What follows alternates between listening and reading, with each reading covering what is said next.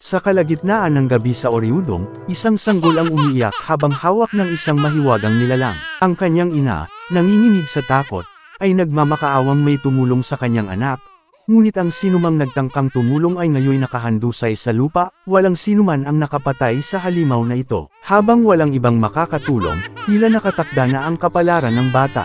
Ngunit sa mismong sandali na ang halimaw ay handa ng umatake, isang lalaki ang biglang humiwas sa kamay nito nang walang kahirap-hirap.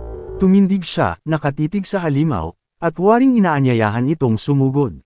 Nag-alab sa matinding galit ang nilalang habang ang lalaki naman ay walang pakialam na pinunasan lamang ang dugo mula sa kanyang kamay. Sa huli, naging pulang-pula ang buong katawan ng halimaw, nag-uumapo sa puot, at buong puwersang sumugod sa lalaki. Itinapon nito ang sanggol sa ere, ngunit maagap na sinalo ito ng ina. Nang lumapit ang halimaw upang umatake, mabilis na umiwas ang lalaki, at sa pamamagitan ng pambihirang lakas, ay pinatalsik niya ito palayo. Ngunit hindi pa tapos ang halimaw, tumalon ito pabalik, handang lapain ang lalaki sa isang iglap. Ngunit sa isang mabilis na galaw, sinalubong ito ng lalaki gamit ang isang malakas na sipa. Sinundan niya ito ng sunod-sunod na mabibilis at matitinding suntok, agad na tinapos ang halimaw sa mismong lugar. Unti-unting nawala ang pulang kulay nito, at sa paligid, lahat ay nanatiling tahimik, hindi makapaniwala sa kanilang nasaksihan. Ngunit ilang saglit lamang, ang katahimikan ay napalitan ng masigabong palakpakan at masisiglang hiyawan, itinuturing nilang isang bayani ang lalaki. Ngunit ang tinaguriang bayani ay hindi interesado sa kasikatan. Tumalikod siya upang umalis, subalit bigla siyang pinigilan ng ina ng sanggol.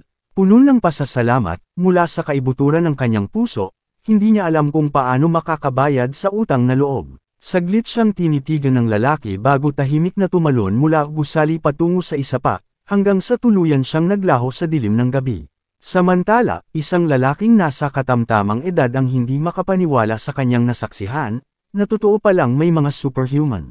Sa Seiyan High School sa Incheon, isang guro ang patuloy sa kanyang pagtuturo tungkol sa natural na sakuna. Ipinaliwanag niyang hindi kailanman maaaring pigilan ang mga ito, kaya nga tinatawag silang natural disasters.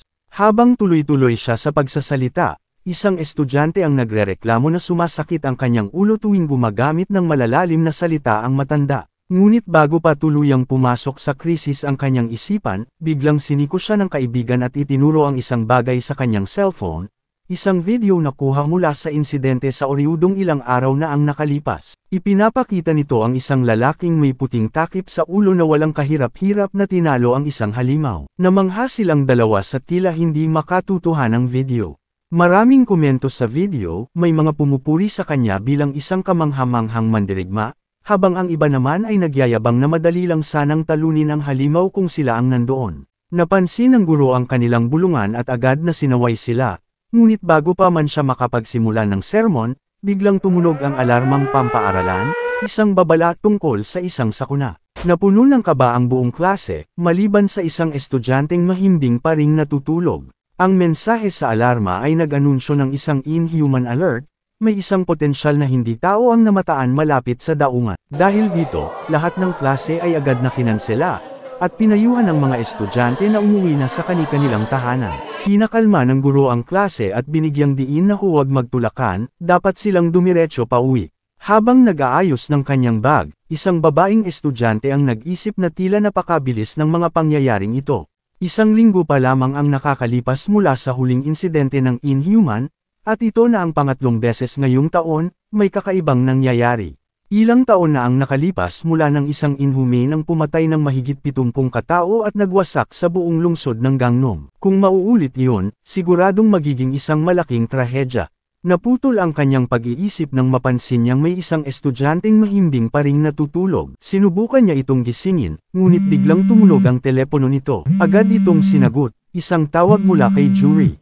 Sa paos at antuking boses, tinanong ng estudyanteng si Lim Kang kung ano ang kailangan nito. Naroon man si Jury o wala, ay aminado siyang kinakabahan pa rin, hanggang sa tanungin siya ni Kang kung dapat ba niyang subukang makipag-usap sa Inhuman. Gamit ang camera sa loob ng sombrero ni Kang, sinabihan siya ni Jury na gawin na lang ito, dahil kahit maliit ang tsansa, ay baka makakuha sila ng impormasyon. Ginagawa nila ito dahil kahit alam ni Jury na ang mga ito ay mga halimaw na dapat patayin kaagad, ay may ilan sa kanila na maaaring makapagsalita. Kaya kung sakaling makatagpo si Kang ng ganoon, dapat niyang tanungin ang tungkol sa kanilang layunin at pinagmulan, dahil wala namang mawawala kung magtatanong lang. Dala ang paniniwalang ito, tinanong ni Kang ang Inhuman kung kaya ba nitong magsalita, dahil nakatagpo na siya ng mga katulad nito noon. Sinabi rin niya na kung naiintindihan nito ang sinasabi niya, ay maaaring pakawalan niya ito. Mukhang sinusubukan nga nitong bumuo ng mga salita, kaya parehong naging alisto sina Kang at Juri. Ngunit pagkatapos nitong mamula ng tuluyan, bigla itong sumugod gamit ang isang matinding pag-atake na bahagyang naiwasan ni Kang.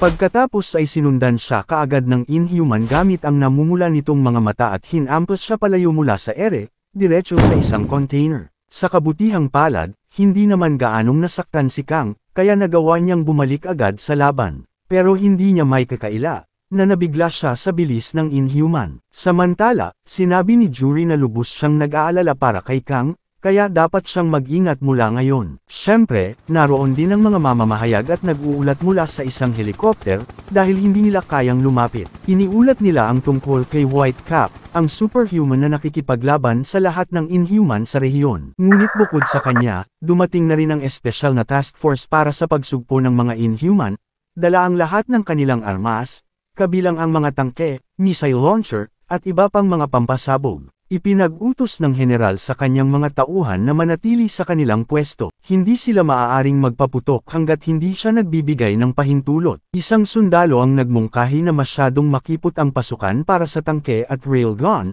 ngunit sinabi ng general na ayos lang sapagkat naka-standby lang naman sila. Hindi ito maintindihan ng sundalo, dahil kailangan nilang makapasok kung nais nilang simulan ang Plan A. Ngunit ipinaliwanag ng general na may isang bagay na hindi nauunawaan ng sundalo. Hindi pa niya lubos na nauunawaan ang tunay na lakas ng isang Inhuman. Hindi ito isang nilalang na basta-basta na lamang nilang mapapatamba gamit ang kahit anong sandata. Dagdag pa rito, ayon sa pagsusuri ng espesyal na ahensya ng intelihensya, ang lakas ni Whitecap ay maihahambing sa buong puwersa ng militar nila ng pinagsama. Ang Inhuman na kaharap niya ngayon ay nasa parehong antas. Sa madaling sabi, kung sakaling matalo si Whitecap, ay wala na silang magagawa. Nagtanong ang sundalo kung bakit pa sila narito kung ganoon ang sitwasyon. Ngunit sinabi ng general na kahit ang mga mabababang nilalang tulad nila ay laging may Plan B. Dahil sa ulat ng mamamahayag, napanood ng buong bansa ang laban ni Whitecap laban sa Inhuman. Maaaring pinagdududahan pa rin nila si Whitecap, ngunit sa ngayon, ay nakikipaglaban siya para sa buong sangkatauhan. Gayunpaman, ay mukhang nahihirapan si Whitecap dahil sa bilis ng halimaw. Habang tumatakas si Kang mula sa Inhuman, napansin niyang napakabilis nito. Pero wala siyang oras para pag-isipan pa iyon, dahil sinubukan kaagad siyang suntukin ng halimaw kasama ang container. Mabuti na lang at may sapat siyang oras upang umiwas at subukang lumaban. Habang papalapit siya sa Inhuman, ay napansin niyang lumaki ang pisngi nito. At isang bagay ang lumabas dito, bigla siyang dinuraan ng Inhuman. Gamit ang sarili nitong dila. Naiwasan niya ito, subalit naging dahilan rin ito upang mawalan siya ng balanse. Sa pagkakataong iyon, nahawakan ng Inhuman ang kanyang paa at ibinagsak siya sa lupa, diretso sa isa pang container. Hindi makapaniwala si Juri sa kanyang nakita. Nagulat din ang mga sundalo at ang general sa pangyayari, pero umaasa pa rin ang general na hindi natalo si Whitecap. Ang tanging misyon nila ay tulungan ito ng hindi nakikialam sa laban. Dahil wala na silang ibang pagpipilian, ay inihayag ng general na oras na para sa Plan B. Sa sandaling iyon, bumukas ang pinto ng isang truck, at mula roon ay lumabas ang isang sundalo na napabackflip pa. Gamit ang kanyang blaster, agad na tumutok ang isang lalaki, at walang ano-anong pinaputukan ng Inhuman sa ulo, gamit ang isang .50 caliber na bala, dahilan upang lumipad ito palayo. Akala ng general ay tapos na ang laban, ngunit hindi pa pala. Tumayo mula sa lupa ang Inhuman, namumula ang buong katawan, lalo itong nagalit matapos tamaan ng bala sa ulo. Subalit ang astig na lalaki ay hindi nag-aksaya ng oras, at kaagad na nagpakawala ng sunod-sunod na bala sa Inhuman. Pero hindi man lang ito tumalab sa Inhuman, sa halip ay naglalakad pa nga ito na parabang isa siyang JoJo character, habang pinapaulanan siya ng bala na kayang tumugos sa pader. Huminto ito at galit na tinitigan ang bumaril sa kanya. Ang sundalo ay kinasa ang kanyang baril, at handa nang tumira ulit. Subalit natigilan siya at tumingin sa malayo. Napansin ito ng Inhuman at lumingon ito sa likuran. Doon nila narinig ang tunog ng mga bakal. At isang kamay ang lumabas mula rito. Buhay pa si Kang at nagpapasalamat siya sa container, dahil kung hindi rito ay baka tumilapon na siya sa dagat. Nakahinga ng maluwag si Juri at sinabihan si Kang na tapusin na ang laban, dahil ang Inhuman ay hindi man lang marunong magsalita o sadyang hindi kaya. Sumang-ayon si Kang, at kaagad na inihanda ang sarili upang wakasan ang Inhuman gamit ang buong lakas niya. Tumapak siya sa lupa ng ilang beses bilang warm-up, bago biglang gumalaw ng napakabilis at naglaho, na ikinagulat ng halimaw. Hindi na malaya ng Inhuman na nasa ibabaw na pala niya si Kang, handang sipain ang kaluluwa niya, hanggang sa huli na ang lahat. Tinanggap nito ang buong puwersa ng sipa ni Kang, na halos bumaon na ang ulo nito sa buong katawan. Ngunit hindi pa siya tapos, mabilis niyang hinawakan ang pangitaas ng ngipin ng Inhuman, at buong lakas na ibinagsak ito sa lupa, na nagdulot ng napakalakas na shockwave na naramdaman ng nasa ibaba at itaas. Nang maglaho ang alikabok, ay makikita ang halimaw na nakabaon ng ulo sa lupa at hindi makagalaw. Ang mga nanunood mula sa malayo, at ang nasa malapit ay hindi makapaniwala sa kanilang nasaksihan. Pati si Juri, na sanay na sa ganitong eksena ay napanganga na lamang. Ang lalaking sundalo naman ay napatitig na lamang. Sinubukang ipaliwanag ng mamamahayag ang nangyari, ngunit sa sandaling iyon ay lumaki ang kanyang mata. Lumingon si Kang, at nakita niyang gumagalaw muli ang Inhuman. Kahit halos wasak na ang ulo nito, ay nagawa pa rin itong bumangon. Higil ang hininga ni Juri. Subalit maya-maya lang, ay tuluyan na itong bumagsak sa lupa at namatay. Sa kabila ng lahat ng ito ay nanatiling kalmado ang ekspresyon ni Kang. Si Juri naman ay pawis na pawis at tinanong si Kang kung tapos na nga ba talaga ang laban. Ipinaliwanag ni Kang na siguro ay patay na nga ito, dahil ramdam niya mismong pumutok ang ulo nito. Isinaad niya na kahit muli pa itong bumangon, ay muli rin niya itong ipapako sa lupa. Isinaad rin niya na hindi ito kasing lakas ng nakalaban niya sa isla ng Anmyondo. Sumang-ayon si Juri na mas mahirap nga ang naging laban nila sa halimaw na nakasagupan nila sa isla ng Anmyondo. Samantala, habang nangyayari ang lahat ng ito, ay may isang taong nanunood at tumatawa mula sa itaas. Isinaad niyang talagang mas kapana-panabik ang laban kapag nasa harapan niya mismo ito. Namangha siya sa kalupitan ni Kang, pero tulad nga ng naririnig niya, ay totoo nga na hindi ginagamit ni Whitecap ang buong lakas nito. Tinanong niya ang babaeng katabi niyang si Danyang, kung pareho ang nararamdaman nito, pero hindi ito sumagot. Napatalon siya pababa upang salubungin ang kanilang munting bayani. Agad na naramdaman ni Kang ang kanyang presensya. Lumingon siya at nakita ang puti at nakataling mahabang buhok, isang malaking earrings at mga bulang kwentes. Napatitig si Kang at tinanong kung sino ang lalaki. Ngumiti ang lalaki at sinabing nakakatakot ang titig ni Kang. Nagtaka si Juri kung saan galing ang lalaking ito. Subalit hindi sumagot si Kang, at sa halip ay tumingin siya sa itaas, at doon ay nakita niya ang isa pang kasama nito. Di katulad ng lalaki, ang nilalang na ito ay tahimik lamang na pinapanood ang nangyayari. Iniulat ng mamamahayag na may kakaibang nangyayari sa ibaba. Inuulat niya na kanina lamang ay napatay ni Whitecap ang Inhuman. Subalit pagkatapos nito ay biglang lumitaw ang isang misteryosong lalaki na nakasuot ng misteryosong kasuotan. Nag-uusap ang dalawa, subalit napakalayo nila upang marinig kung ano ang pinag-uusapan nila.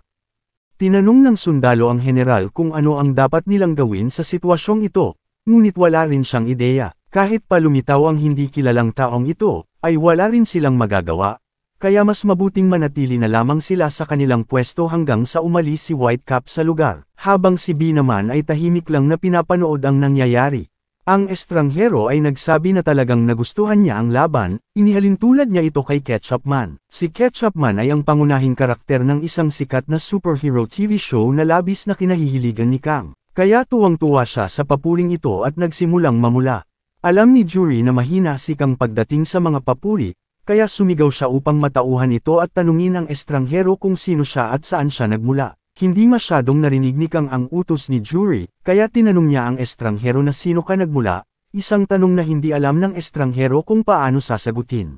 Alam ni Juri na uto-uto si Kang pagdating sa pakikitungo sa ibang tao, ngunit dama niyang delikado ang estrangherong nasa harapan nila. Tumawa ang lalaki sa kawalan ng pangunawa ni Kang sa panganib na nasa harapan niya. Isinaad niya na matagal niya nang sinusubaybayan si Kang sa TV, social media, at sa internet. Sa tuwing may lumilitaw na Inhuman, ay palaging nasa eksena kaagad si Kang sa loob lamang ng ilang minuto, anuman ang oras. Naparito siya ngayon dahil may kailangan siyang gawin, ang panunood ng laban ni Kang ay dagdag na kasiyahan lamang. Nangako siyang wala siyang gagawing masama sa kanya, dahil wala naman siyang layunin laban kay Kang. Subalit hindi kumbinsido si Kang sa kanyang mga sinasabi, kaya napangiti na lamang ang lalaki, hindi niya inaasahan ang ganitong sagot mula kay Kang. Binalaan siya ni Yuri na huwag magtiwala sa mga estranghero, dapat niyang tandaan ang nangyari sa kanya noon, kung saan may dalawang lalaking nakasuot ng itim ang lumapit sa kanya sa Samchok, at bagamat mabait ang kanilang pakikitungo, ay bigla na lamang silang umatake. Bukod pa rito, katulad ngayon, ay naroon din ang SDF noong araw na iyon, kaya maaaring kasapilin ng militar o isang ahente ng gobyerno ang estrangherong ito. At hindi nila alam kung ano ang balak gawin ng estranghero, kaya kailangang umalis na siya kaagad. Nang mapansin ng estranghero na walang balak na maniwala sa kanya si Kang, ay nagdesisyon siyang tanungin si Kang kung ano ang tawag sa kanya ng mga tao. Sumagot si Kang na tinatawag siyang superhuman. Kaya naman ay ibinunyag rin ng estranghero na isa rin siyang superhuman, at marami pang iba na tulad nila. Bukod sa kanila, ay may mga taong hindi maipaliwanag ang kakayahan, mga nilalang na mas malakas kaysa sa anumang inaasahan.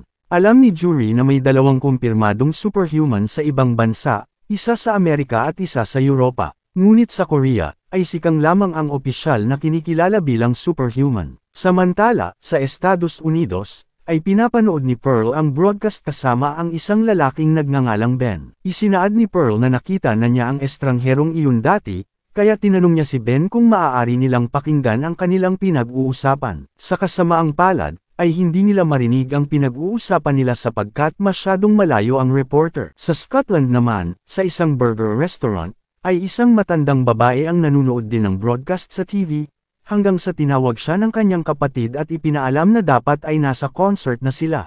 Binilhan siya nito ng mga tiket sa concert ni Justin Weber, at ikinatuwa naman ito ng babae. Sa Moscow, ay ipinapalabas din ang broadcast, at si Ginoong Basilov ay labis na nagagalit dito, dahil hindi niya nagugustuhan ang pagmumukha ng lalaking nakaitim. Balik naman sa daungan, ay sinabi ni Kang sa estranghero na, wala siyang pakialam kung siya nga ay isang superhuman o hindi. Matapos sabihin ito, ay nagsimula nang umalis si Kang. Sumagot ang lalaki na marami pa siyang sasabihin, ngunit hindi na siya pinansin ni Kang at naglakad palayo, dahil gutom na siya matapos ang matinding laban. Hindi nagalit ang lalaki, sa halip ay isinaad niya na pwede rin naman nilang tapusin ang kanilang pag-uusap sa eskwelahan ni Kang. Napahinto si Kang at humarap sa kanya, sabay tanong ng lalaki kung hindi ba siya isang estudyante kapag hindi suot ang maskara. Matapos itong sabihin ng estranghero, ay kapwa na pangangasina Kang at Yuri sa pagkabigla.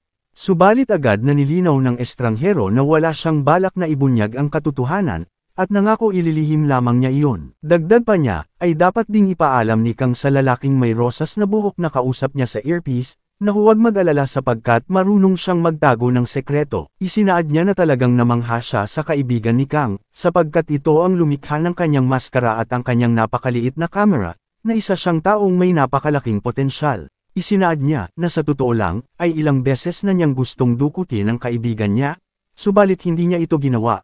Sa halip ay gusto niyang bisitahin mismo ito sa kanyang tahanan. Hindi makapaniwala si Yuri sa kanyang narinig. Subalit humingi naman ito ng paumanhin, saad niya'y nagbibiro lamang siya. Subalit hindi nagustuhan ni Kang ang kanyang biro.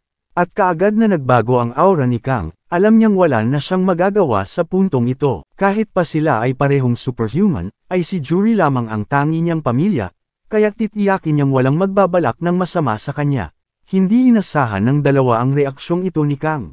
Sinabi niyang biro lamang iyon, at hindi siya isang kalaban, kaya dapat silang mag-usap ng walang alitan. Ngunit hindi na ito mahalaga kay Kang.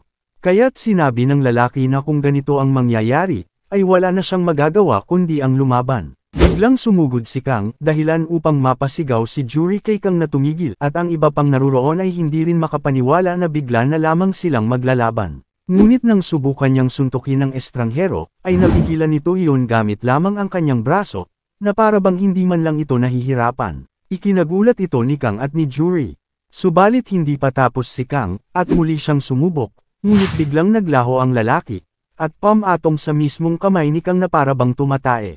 Napansin niya mula sa kilos ni Kang na tila isa itong mabait na tao, kunwari ay gustong patayin siya, subalit hindi naman sinuseryoso ang suntok. Bumaba ang lalaki at isinaad na kung gusto ni Kang ng laban, ay hindi na niya kailangang magpigil pa. Sapagkat ang ginagawa ni Kang ay parang isang mangmang na nagpapakita ng awa sa gitna ng laban, at ang awa ay walang lugar sa labanan. Nilinaw ng estranghero, na isa rin siyang superhuman, kaya kung ayaw niyang mamatay, ay dapat gamitin niya ang buong lakas niya. Binalaan niya si Kang na kapag nagsimula silang maglaban, ay siguradong mawawasak ang buong lugar. Sapagkat ni isa sa kanila ay hindi titigil hanggang sa may matalo. Binalaan ni Jury si Kang na maghinay-hinay, sapagkat wala silang mapapala sa labanang ito. Inamin niyang nakakainis na alam ng estranghero ang kanilang mga totoong pagkakakilanlan, subalit hindi ito sapat na dahilan upang lumaban. Bukod pa rito, isa siyang superhuman, isang nilalang na hindi pa nakalaban ni Kang, kaya mas mainam na humanap sila ng ibang paraan upang malaman ang totoo.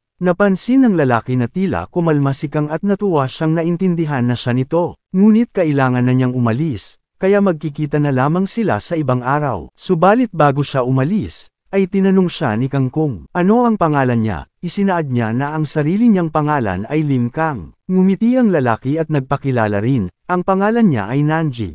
Lumapit si Danyang at tinanong si Nanji kung gusto niyang ipagamot ang kanyang braso dahil namumula at nanginginig ang mga ito mula sa suntok ni Kang. Tumawa na lamang si Nanji at sinabing hindi naman ito ganoon kalala, at kailangan na nilang umalis. Nagulat si Ben na umalis na lang sila bigla, inakala niyang makakakita pa siya ng isa pang laban, ngunit sobrang nakakabitin ang nangyari. Hindi nagsalita sina Pearl at ang lalaking nasa tabi niya, ngunit malinaw na makikita sa kanilang mga mukha ang kanilang iniisip, na hindi pa pala sila nakapag-subscribe sa aking channel. Galit na galit si Bosselov na bigla na lamang natapos ang broadcast, ngunit isinaad ng lalaking nasa tabi niya na hindi pa rin nila alam kung bakit sumuntok si Whitecap. Gayunpaman, ay napagtanto niya na kung naglaban nga sila, ay siguradong mawawasak ang buong daungan at marami ang madadamay. Bago umalis, ay pinigilan si Kang ng mga manggagawa, nais nilang ipahayag ang kanilang pasasalamat sa kanya, dahil kung hindi dahil sa kanya ay siguradong patay na sila ngayon. Pakiramdam ng boss na kailangan niyang ilibre si Whitecap ng pork belly dahil may alam siyang lugar na magaling magluto nito. Subalit tumanggi si Kang, pero nagpasalamat siya sa alok ng boss, saka biglang lumundag palayo. Habang siya ay umaalis, inutusan naman ng general ang lahat na linisin ang lugar at tawagan ng pangkat na kumukuha ng bangkay ng mga inhuman, dahil kailangang makuha nila ang katawan habang sariwa pa ito. Biglang sinabi ni B na ang problema sa mga balang ito ay hindi ang hugis o timbang, ang pagbabago sa komposisyon ng pulbura ay hindi rin makakatulong, kahit na espesyal na ginawa ang mga balang ito para maging pinakamahusay sa pagbutas ng armor, ay hindi pa rin ito mas epektibo kaysa sa isang normal na bala ng long-range precision rifle, kaya naman ay wala siyang magagawa gamit ang isang laruan na baril na katulad nito. Maliban na lamang kung makakakuha sila ng isang epektibong sandata sa lahat ng aspeto, ay siguradong mamamatay silang lahat ng walang saysay. Naunawaan ito ng general, at isinaad na ipararating niya ang mga opinyon ni B sa mga mananaliksik ng department. Biglang nagring ang kanyang telepono, kaya sinagot niya ito. Tumatawag ang commander upang alamin ang sitwasyon. Ipinaliwanag ng general na tumakas na si Whitecap sa eksena at natapos na ang pakikipaglaban sa Inhuman. Hindi natuwa si Commander Ojindake na siya pa mismo ang tumawag sa general, dahil paulit-ulit niyang sinabing dapat itong mag-ulat agad pagkatapos ng operasyon. Humingi ng paumanhin ang general, ngunit sinabihan siya ng commander na makinig ng mabuti. Ang pag-transport ng bangkay ng Inhuman ang pangunahing prioridad nila ngayon. Dahil siya na ang nakipag-ayos sa forensic at iba pang ahensya ng gobyerno, ay hindi niya na kailangang mag-alala patungkol sa anumang parusa at tiyakin na maipasok ang bangkay sa Transport Vehicle 101.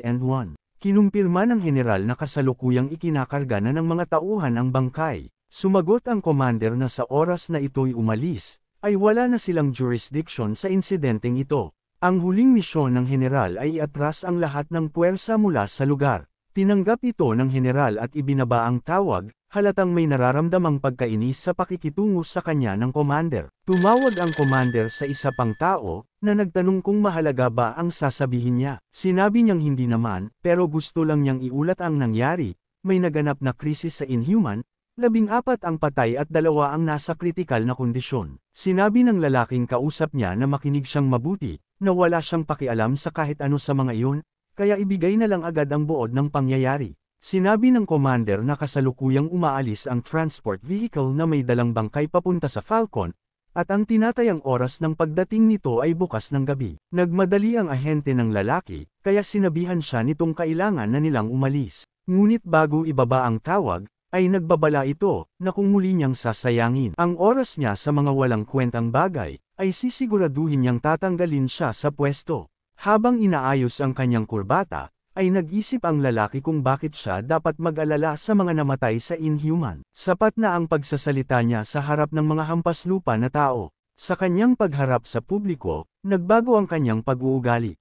Ipinakilala siya bilang ang pag-asa ng bagong henerasyon, ang taong magdadala ng kapayapaan at revolusyon sa hinaharap, si Marcus Gerald. Habang papaalis ang Transport Vehicle 101, isang sundalo ang nagtataka kung anong uri ito ng sasakyan, dahil hindi ito mukhang pag-aari ng kanilang organisasyon. Sinabi ng general na hindi na nila kailangang malaman pa iyon. Sa gilid naman ay nakamasid si Nanji sa Transport Vehicle at napagtanto niyang patungo ito sa Falcon. Sa pinakabagong episode ng Ketchup Man, sa wakas ay nahuli na niya ang isa sa mga tauhan ni Sherlock.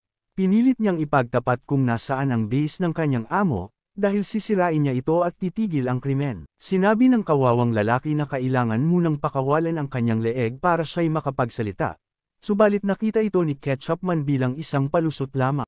Kaya inihagis niya ito sa isang gusali at ginamit ang kanyang signature move, Ketchup Smash, para tuluyang wasakin ang lalaki, na nagsimulang magsuka ng dugo. Sinabi ni Ketchup Man na huwag itong umarteng parang isang sanggol, ni hindi pa ito isa sa ikasampung bahagi ng kanyang tunay na lakas. Binuhay lamang niya ito para maghatid ng mensahe kay Sherlock, na hanggat siya ay nabubuhay, ay wala ni isa mang makakapagbanta sa mundong ito. Namangha ang mga tao sa lakas ni Ketchup Man. Ipinaliwanag ng isang news reporter sa lugar na may isang halimaw na umatake sa New York, ngunit sa huli, ay napigilan ito ni Ketchup Man. Tunay nga siyang pag-asa ng mundo, ang bayani na kailangan ng lahat ngunit hindi nila deserve. Grabe yung puwet ni Ketchup Man, para bang Cocomelon. Pagkatapos ng episode, ay nalungkot si Kang na kailangan niya na namang maghintay ng isa pang linggo para sa susunod na episode. Sakto namang nagising si Jury at nagtanong kung paano siya hindi pagod matapos ang matinding laban kahapon, at bakit Ketchup Man pa rin ang inuna niyang panoorin sa umaga.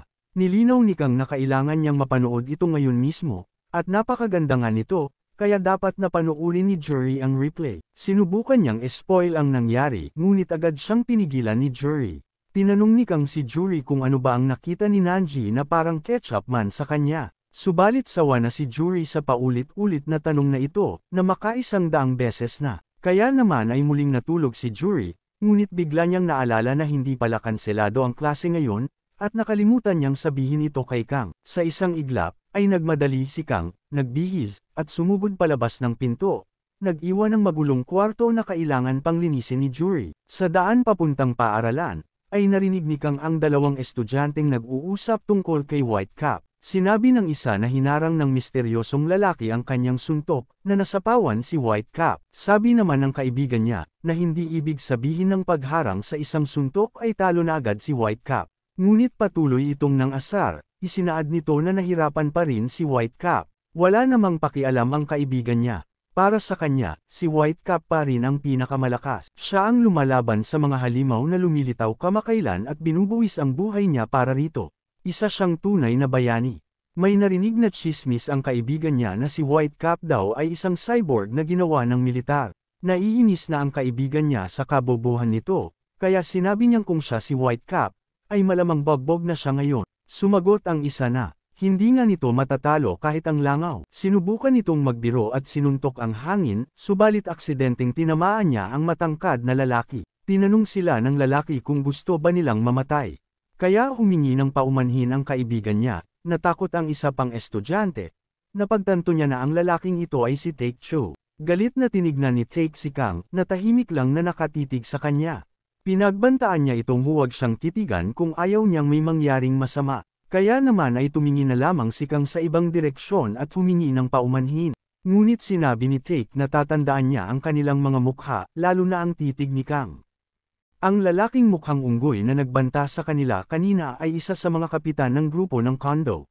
Hindi makapaniwala ang lalaki na muntik na silang bugbugin, At kahit na umalis na ito ay hindi pa rin sila nawawala sa kanyang titig. Sabi ng lalaking may pulang buhok na hindi rin nakakatulong ang krisis sa mga Inhuman na nagdulot ng pagsasara ng mga paaralan, dahil nagagawa ng mga siga ang anumang gusto nila. Kahit ang simpleng lalaki sa harapan nila ay muntik nang mapahamak dahil lang sa pagtitig sa kanila. Kaya mas mabuti pang lumayo na lang sila, dahil ayaw niyang makalaban ang grupong iyon. Sa klase, ang babaeng parehong gumising kay Kang, ay siya namang ginising ng isa niyang kaibigan na tinawag siyang Hong. Sa huli, nagising siya, at hindi makapaniwala ang kaibigan niya na natutulog siya agad sa umaga pa lang. Pero mas nag-aalala siya sa mga sugat sa mukha nito.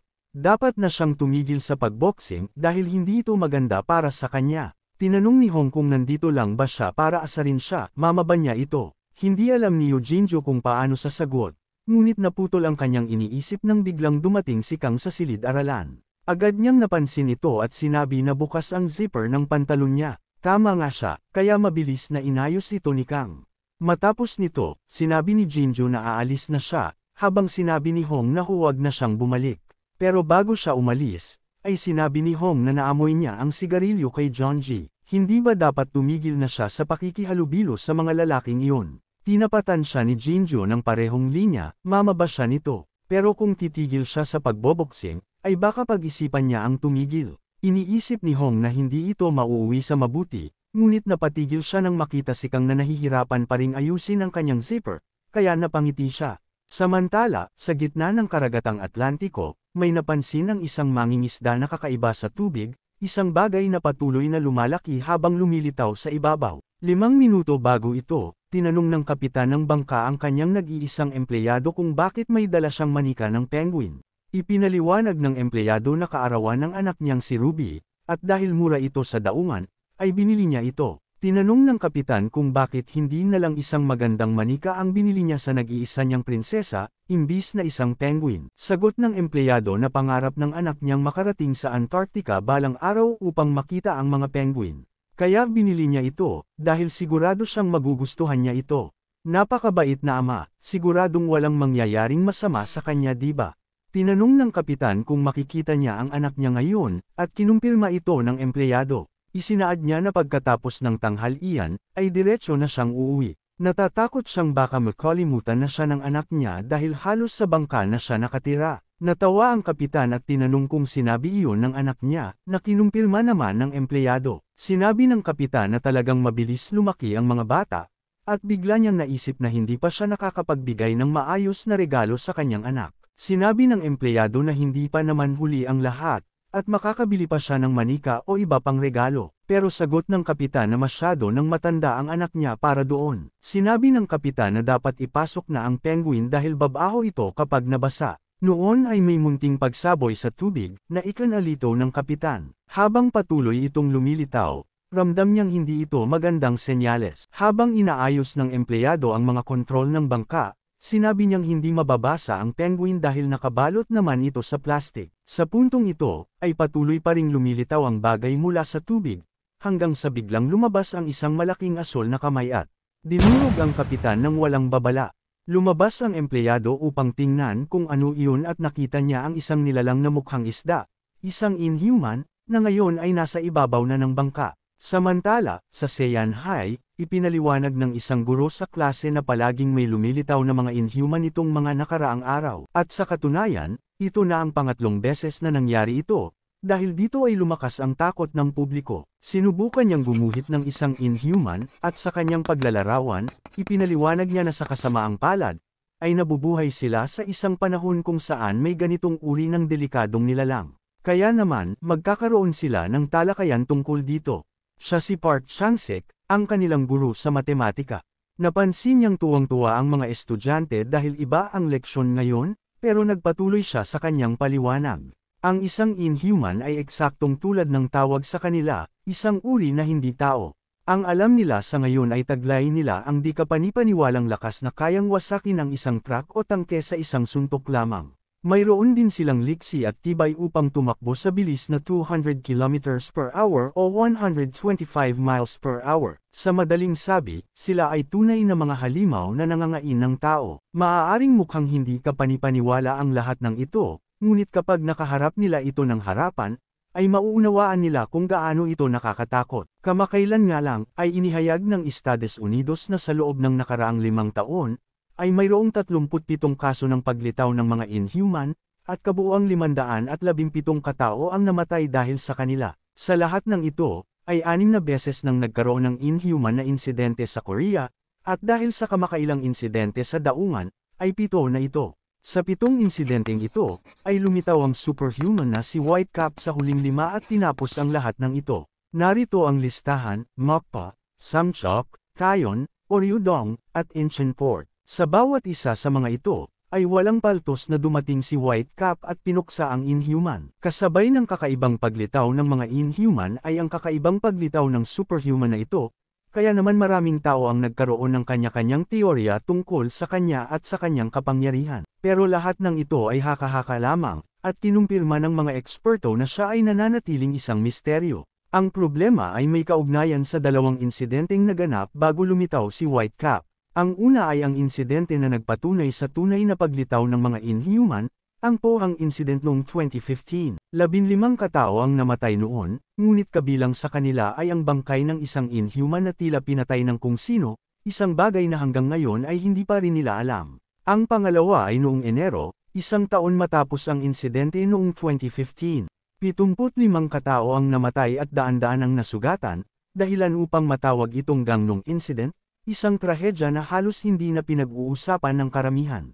Dito nakilala ang unang Inhuman na hindi pa napapatay, si Heptahorn, na may 7 sungay sa kanyang katawan. Ayon sa mga nakaligtas, habang walang tigil ang pagpatay ng mga tao, ay biglang lumitaw ang isang lalaking may mahabang buhok at hinarap si Heptahorn. Ngunit mula roon, ay kaunti lang ang nalalaman, dahil tuluyang naglaho ang lalaki, at unti-unting nawala rin si Heptahorn. Dahil sa insidenteng ito, ay itinatag ang Center for Inhuman Disaster Alert, na nagtalaga ng mga antas ng babala para sa paglitaw ng Inhuman at nagbunsod din sa pagbuo ng isang espesyal na unit sa militar, ang ISSTF, o Inhuman Subjugation Special Task Force.